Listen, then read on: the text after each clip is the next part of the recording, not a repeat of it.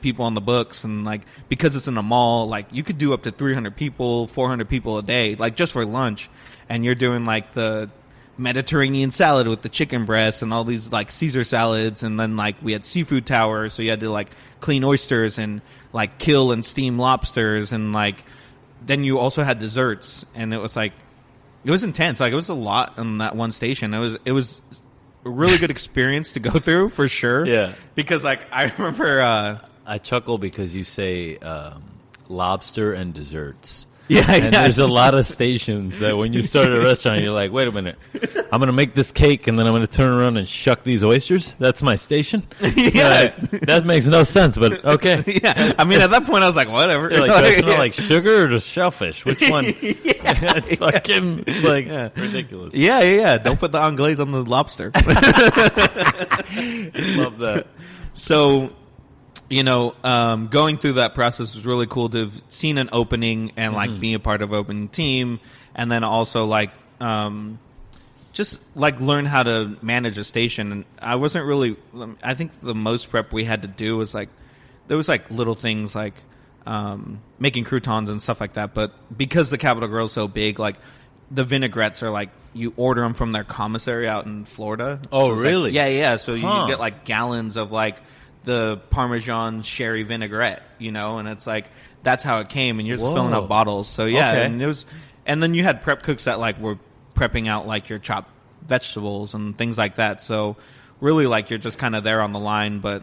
So you straight up come in for a line cook shift. Yeah. So, I mean, there was, like, very minimal prep. Yeah. I mean, we had to clean our oysters and things like that, but nothing like where I had to make the vinaigrettes and dressings and things like that. So you were working, like, 8-hour shifts. Yeah, 8-hour shifts. Yeah, 8-hour shifts. You show up Hard and, stop. like, it was a good experience because there was also, like, other line cooks there. And, like, when you're there, you're with all, like, the chingones, and they're, like...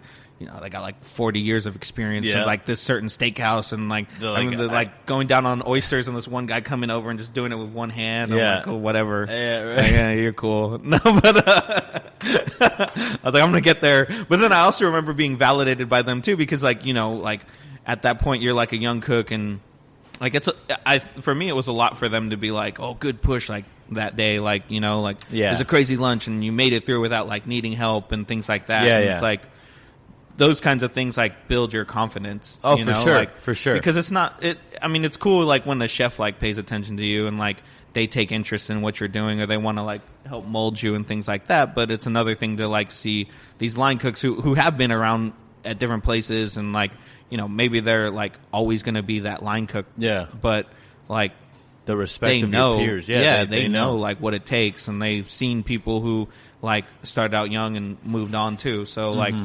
It was cool to be able to put myself in that situation too. So like at this point, I'm like working at the Capitol Grille, working Garde Manger and like this mall in South Coast Plaza, and I remember going to lunch one day after a shift to this noodle bar called Anki, and it was like this Vietnamese bistro. Okay. And it was in Bloomingdale's, right across from Charlie Palmer's. Okay. So I remember going, like, these noodles were incredible. And I was like, I still want to learn. Like, culinary school at that point, like, it was cool, but, like, it started to get to the point where it was like, I want to learn more. And I don't know that, like, cooking continental American food is, like, what I want to be learning right now. Mm-hmm. And, because you're at their curriculum. Like, you're at their speed. Yeah. And it's cool, come in, and it's like, oh, yeah, I'm working at the Capitol Grille, and then, like, I'm going to go to Latin cuisine class, and you're, like, busting things out. But it's also, like, it's not service. It's not, like, it's all kind of controlled. Yeah. You can't simulate service in a culinary school. Exactly. And that's a lot of, like, what I was attracted to was, like, the adrenaline of service and, like, setting up and everything about it. So I remember, like, having noodles at this place on Key. I asked the server, I was like, hey, like, can I have the chef's card or number? They're like, sure, yeah. And like, I was like, well, can I meet him too? And they're like, oh, it's super busy. Like, they're getting ready for dinner. And I'm like, okay, whatever. Like, I guess it's cool. Like, can I meet him too? Hell no, motherfucker. Yeah. Here's his number. Yeah, no, dude. Who the fuck are you? So I went and I called him and left him a voicemail and just said, hey, like, I came to the restaurant and like really loved like my lunch there, and I'd really love to like stage with you and see if you're hiring. Because I was working daytimes at the Capitol Grill, and because like I just kind of wanted to keep on getting into it, I was like, oh, I got time at night. And it worked out because he called me, the chef Ryan Carson, like big shout out to Ryan Carson, because he was like the first like chef who taught me a lot and like really like helped me get to where I'm at now. Yeah. He was like, he calls me and he's like, this is a rough dude.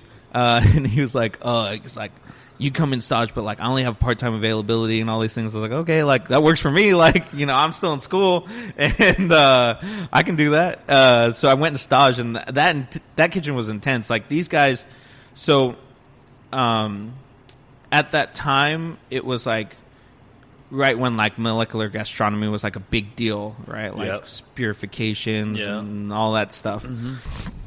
And they were doing that, like they would do Monday like molecular tastings or something like that. Yeah, nitrogen and all that. Yeah. We actually at that place had an anti-griddle, which was like this weirdest, which nobody had except for Grand Atkins. Yeah, and it's like, what do you do with this thing? Why'd you buy that? Yeah, why did you get this? Like, what are we freezing? And we used to make these like eggplant lollipops. It was weird. Everybody making fucking lollipops. Yeah, it's like, oh god. But, you know, when I got there, this chef was like, and again, this is Orange County, so like back then, like the chefs who were like working at Napa Rose was a big deal. It's this restaurant in Disney, and it's like fine dining restaurant, and like, you know, you go there and that's like hardcore place, and you come out of there, and they had worked at this other restaurant that I don't remember ever going to, but it was called Ambrosia. And he was like the chef there, and he was kind of doing those things. And then he moved on to Anki. And, you know, but for him, he was like very classically trained in French cuisine. And even though like Anki was like an interesting concept because it's like Vietnamese bistro, like molecular stuff thrown in. But like having started on Garde Manger with him and him just telling me, he's like, hey, like, you know, yeah, we do all these things like purifications and foams and all this stuff, and he goes, but you need to learn how to cook first. Yeah, you know, like I'm not going to show you any of that stuff until you can make like, you know, a vinaigrette or like, you know, marinades or like or even learn how to season, because I remember having to make these ahi tuna tacos, you know, and it's like back then it's cool, right? It's like, oh, it's like what I need to do, but you had to season it with like, you know, like acid, salt, and like you put in sesame seeds and all the garnish, and like every day you're having the chef taste it, and it's like you're getting on his palate and he's understanding yours, or he's just like getting you up to speed on how to season, you know, what things should taste like and when you should be tasting it. And like, you know, for me, his sous chef team was really good too. I had this chef who was a sous chef there who had like worked at Daniel Boulud restaurant in Vegas. Yeah. And he was like, he went there and he was like, I want to learn how to do charcuterie. And he came over to Anki and we were doing charcuterie, and like just seeing all those things, and also seeing like how he gained that knowledge, because I remember him saying like I would go in early and like be with the charcuterie guy and like work with him and like learn how to make head cheese and how to make the pâtés and things like that. Like I did that like so I could do it now, you know, so I can learn that skill.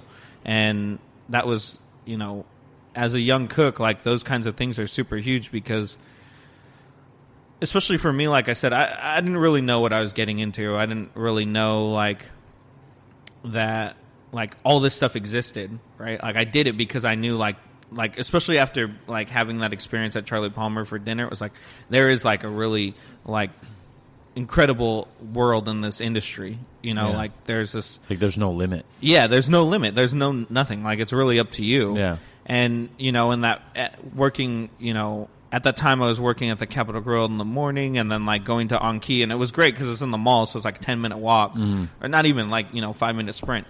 And it's like you're going over there, and like it was just like, I don't know, for me it was just like a drug. Like it was the adrenaline, and you're just like pushing really hard, and then also like at that point you're trying to build up confidence and you're trying to gain like respect and like trying to learn as much as you can. Like at that place, Anki, it was intense. Like there was days where it was like, you know, I was working pastry and you had to cannelle. I had to do this like cannelle for like a beet sorbet. And like if the cannelle sucked, like the chef would let you know. Like it was like you did not want him yelling at you, you know. It's like, and he was like intense. It was pretty scary. Yeah, no, like I remember because we do like 500 covers a night. Like it was terrible. Yeah, and it's like it was so like tickets are just coming in, but all this stuff like builds up your experience and how you deal with like problems, right? But like at that point, like. You're just going down so hard, and you got like books of tickets, and you're like, shit, like got to get through this, and that's how you learn how to like, okay, you have to work like this, and you just have to chip away at things like this and this and this. Also, like you learn how, like a lot of it was learning discipline and just how you should be in that type of kitchen, right? And it's like, for me, I remember one night like this, it was a crazy night, and the chef was like not in a good mood, and this one guy, he was on grill, and he's like. He's dragging on these satay sticks. Ooh. And the chef's like, hey, like, how long? And this guy, I don't know what was going on with this guy, but he was like not speaking to him. He was, hey, how long? The chef was like, how long? And the guy's like, maybe tomorrow. He's like, get out of here. And I was like, oh shit. He's like, get the fuck out. I was like, fuck, that really just happened. I was like, damn. Tomorrow. Yeah, I was like, damn, that was not a good time to joke. Yeah. I was like, oh shit. I was like, this is not cool. And I was like, oh my God.